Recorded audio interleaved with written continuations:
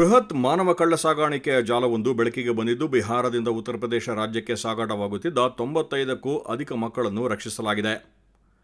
ಪೊಲೀಸರ ಸಹಾಯದಿಂದ ಮಕ್ಕಳನ್ನು ರಕ್ಷಿಸಿ ಆಹಾರ ಮತ್ತು ಔಷಧ ಪೂರೈಕೆ ಮಾಡಿದ್ದಾರೆ. ಇನ್ನು ಈ ಮಕ್ಕಳು 4ರಿಂದ 12 ವರ್ಷ ವಯೋಮಿತಿಯವರಾಗಿದ್ದು, ಅವರನ್ನು ಕರೆದುಕೊಂಡು ಬಂದವರ ಬಳಿ ಮಕ್ಕಳ ಪೋಷಕರ ಒಪ್ಪಿಗೆ ಪತ್ರವಾಗಲಿ ಇತರೆ ಯಾವುದೇ ದಾಖಲೆಗಳು ಇರಲಿಲ್ಲ.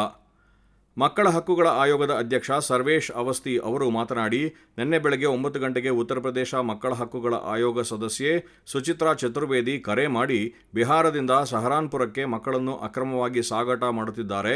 ಮಕ್ಕಳು ಸದ್ಯ ಗೋರಖ್ಪುರದಲ್ಲಿದ್ದು ಅಯೋಧ್ಯೆ ಮೂಲಕ ಅವರನ್ನು ಬೇರೆಡೆ ಸಾಗಿಸುತ್ತಿರುವ ಬಗ್ಗೆ ಮಾಹಿತಿ ನೀಡಿದ್ದರು ಎಂದು ತಿಳಿಸಿದರು.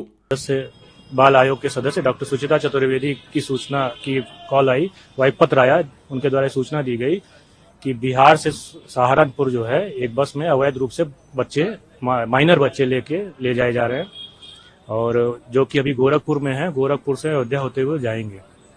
ಕೂಡಲೇ ಸ್ಥಳಕ್ಕೆ ದೌಡಾಯಿಸಿದ ಸರ್ವೇಶ್ ಅವಸ್ಥಿ ಪೊಲೀಸರ ಸಹಾಯದಿಂದ ಮಕ್ಕಳನ್ನು ರಕ್ಷಿಸಲಾಗಿದೆ.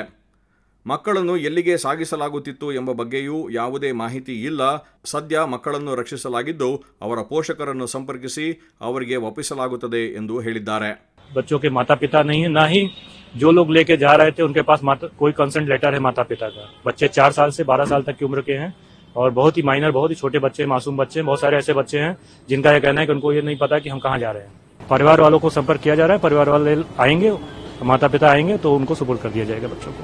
ಕೆಲವು ದಿನಗಳ ಹಿಂದೆಯಷ್ಟೇ ಬಿಹಾರದಿಂದ ಮಕ್ಕಳ ಗುಂಪೊಂದನ್ನು ವಿವಿಧ ರಾಜ್ಯಗಳ ಮದರಾಸಗಳಿಗೆ ಕಳುಹಿಸಲಾಗಿತ್ತು. ಈ ಬಗ್ಗೆ ಮಾಹಿತಿ ಸಿಗುತ್ತಿದ್ದಂತೆ ಗೋರಖ್ಪುರದಲ್ಲಿ ಮಕ್ಕಳ ಹಕ್ಕುಗಳ ಆಯೋಗ ಮಕ್ಕಳನ್ನು ರಕ್ಷಿಸಿತ್ತು. ದೇಶದ ಸಂವಿಧಾನ ಮಕ್ಕಳಿಗೆ ಶಿಕ್ಷಣದ ಹಕ್ಕನ್ನು ನೀಡಿದೆ. ಎಲ್ಲ ಮಕ್ಕಳು ಕಡ್ಡಾಯವಾಗಿ ಶಾಲೆಗೆ ಹೋಗಲೇಬೇಕು. ಹೀಗಿರುವಾಗ ಮಕ್ಕಳನ್ನು ಕಳ್ಳಸಾಗಾಟ ಮಾಡಿ ಮದ್ರಸಾಗಳಿಗೆ ಕೊಂಡೊಯ್ದು ಅಲ್ಲಿ ಅವರ ಹೆಸರಿನಲ್ಲಿ ಸಾವಿರಾರು ರೂಪಾಯಿ ದೇಣಿಗೆ ಪಡೆಯುವುದು ಕಾನೂನು ಬಾಹಿರ ಎಂದು ಸರ್ವೇಶ್ ಹೇಳಿದ್ದಾರೆ. ಇನ್ನು ಘಟನೆಯನ್ನು ಗಂಭೀರವಾಗಿ ಪರಿಗಣಿಸಿರುವ ಮಕ್ಕಳ ಹಕ್ಕುಗಳ ರಾಷ್ಟ್ರೀಯ ಆಯೋಗದ ಅಧ್ಯಕ್ಷ ಪ್ರಿಯಾಂಕ್ ಕಾನೋಂಗೋ ಎಕ್ಸ್ನಲ್ಲಿ ಪೋಸ್ಟ್ ಮಾಡಿ ಮಕ್ಕಳ ರಕ್ಷಣೆಯ ಸುದ್ದಿಯನ್ನು ಹಂಚಿಕೊಂಡಿದ್ದಾರೆ.